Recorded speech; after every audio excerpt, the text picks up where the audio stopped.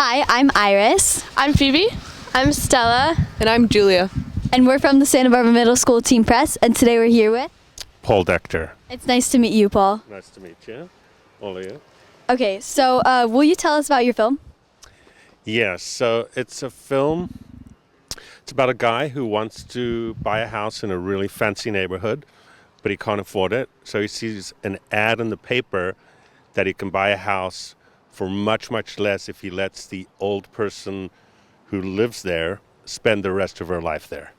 So he moves in with her, and it's a black comedy, kind of a dark comedy, about what happens when the two move in together. Yeah. Thank you. And what was your inspiration for this movie?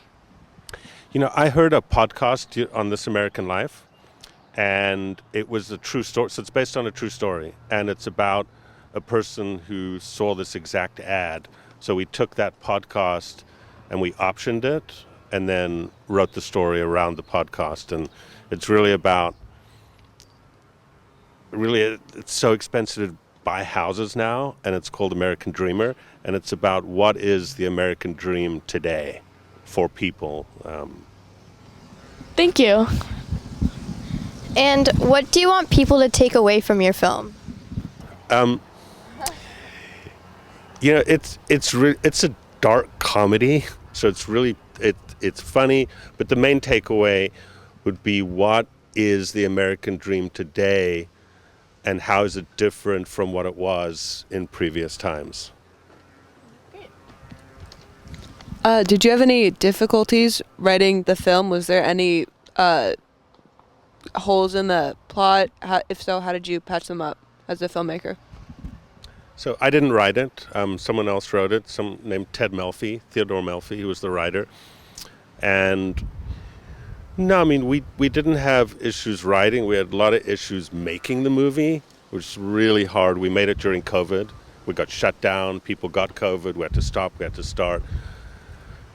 So it was really tough to actually make the film. But as far as the writing process was not. So how did you deal with those setbacks?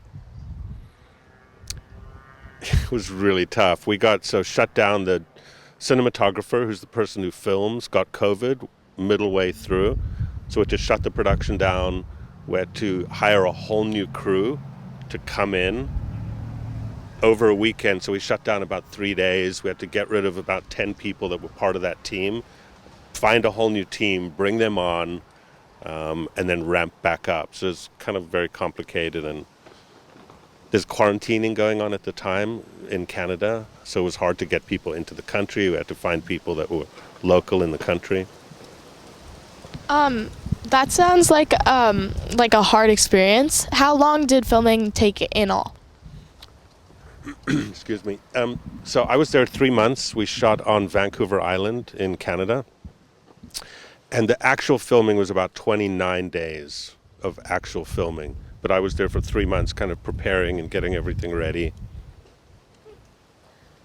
So, in your opinion, what do you think makes a good movie? Wow, good question. I think a story that people can relate to, that they see things in the story that are in their life and they can see how it kind of impacts them, and yeah. Would you say it's hard for the ideas to come into actual writing and directing? Is that transition smooth, or is it not? I mean, I think that's the most fun part, is really having ideas and seeing how you translate them onto the page and then onto film. And you never stop writing, even when it's written, and when you go to filming, you're constantly rewriting. So when we're filming, the actors are getting ideas, and then we talk about them, and then the writer will go back and rewrite based on those ideas. So it's kind of always evolving. It's I think, part of the fun part of making movies.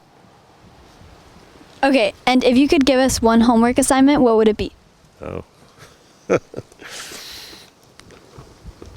Are you all right? Do you like writing? Yeah. You do? Yes. You do? So I would say write. I wish when I was younger that I didn't write enough. And I always had this idea that I had to, whatever I did had to be perfect.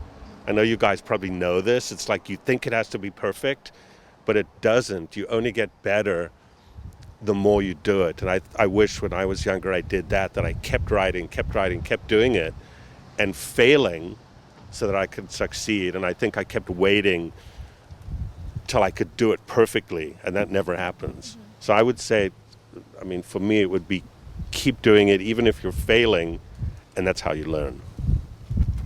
Thank you. And how did you know that you wanted to be a filmmaker or like a director? You know, I started acting, so I went to, when I got out of high school, I went to acting school, and I did that for a couple of years. And then I started directing TV commercials, and I loved filming and the process, and I think it started there and then started writing and getting into films and stories, and yeah. Thank you. And do you have any advice for the future generation of directors? I would say it's what I said earlier, and it's what I tell my kids, is don't be afraid to fail. Don't be afraid to fail. It's the only way to learn and grow and actually really, I think, get good at doing something. And that would be, it's the one thing I tell my kids all the time. Fail, fail, fail. Like you want to fail so that you can succeed. Hopefully that's not bad advice for anyone, but that's my biggest thing. And I still live by that. I fail at things all the time. But I know that it's helping me grow. Thank you. Thank you. It was nice to meet you. Yeah, it was very nice to meet you. Thank you, guys.